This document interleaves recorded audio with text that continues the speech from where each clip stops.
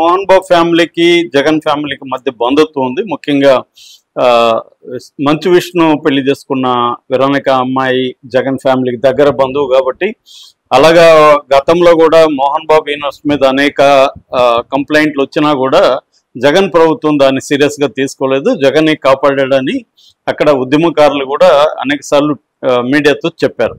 So ఈ నేపథ్యంలో లోకేష్, ఇప్పుడు ఆయన ఎడ్యుకేషన్ మినిస్టర్ లోకేషే కాబట్టి, లోకేష్ కిందనే ఇప్పుడు మోహన్ బాబు యూనివర్సిటీ మీద చర్య తీసుకున్న కమిషన్ కూడా లోకేష్ కిందనే ఉంటది కాబట్టి, లోకేష్కి తెలియకుండా ఇదైతే జరిగే అవకాశం అయితే లేదు. కాబట్టి ఖచ్చితంగా లోకేష్ ఆధ్వర్యంలోనే జరిగింది. గతంలో కూడా మనం చూస్తే మంచు మనోజు అక్కడ యూనివర్సిటీ దగ్గరికి పోయి అనేక సార్లు ఈ ఉద్యమకారులకి, పేరెంట్స్ కి మద్దతు తెలియజేశాడు. యూనివర్సిటీలో అవకతవకలు జరుగుతున్నాయని చెప్పాడు. దీనికంతా విష్ణునే కారణం అనేది కూడా మంచు మనోజ్ చెప్పాడు.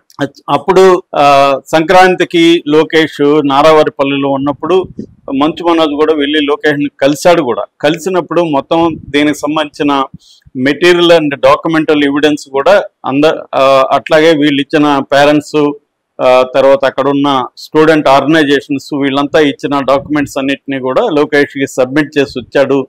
దాని ఫలితమే ఇది అనేది ఒక వార్త వస్తుంది. మామూలుగా మనం చూస్తే తిరుపతికి 20 కిలోమీటర్ల దూరంలో Madanapalle Tirupati national highway 71 national హైవేలో అక్కడ సాయినాథ నగర్ అంటారు, రంగంపేట, అక్కడ 100 ఎకరాల్లో ఈ మోహన్ బాబు యూనివర్సిటీ ఉంది. ఇది మామూలుగా SVET శ్రీ విద్యా ఎడ్యుకేషనల్ ట్రస్ట్ పేరుతో 1992లో స్థాపించారు. ముందుగా స్కూల్స్ అవి ఉన్నాయి, దాని తర్వాత ఇంజనీరింగ్ కాలేజీ, నర్సింగ్ కాలేజీ, తర్వాత commerce, arts, media studies, medical, ఇట్లా అన్ని రకాల 9 రకాల ఇన్స్టిట్యూట్స్ అక్కడ ఉన్నాయన్నమాట.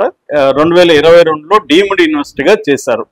దీనికి ఛాన్సలర్ గా మోహన్ బాబు ఉంటాడు, వైస్ ఛాన్సలర్ వేరే ఉన్నారు, విష్ణు ఏమో ప్రో ఛాన్సలర్ అంటారు, ప్రో ఛాన్సలర్ గా ఉన్నాడు. ముఖ్యంగా ఇంజనీరింగ్ కాలేజీకి చాలా మంచి పేరు వచ్చింది. అంటే ఎస్వి ఇంజనీరింగ్ కాలేజ్ తర్వాత చిత్తూరు జిల్లాలో దీనికి కొంత పేరైతే ఉంది ముందు నుంచి కూడా. దీని తర్వాత విష్ణు దీన్ని హ్యాండ్ ఓవర్ చేసుకున్నాడు. విష్ణు ప్రొఫెషనల్ మేనేజ్మెంట్ని పెట్టి దీన్ని ఇంటర్నేషనల్ గా డెవలప్ చేశాడు.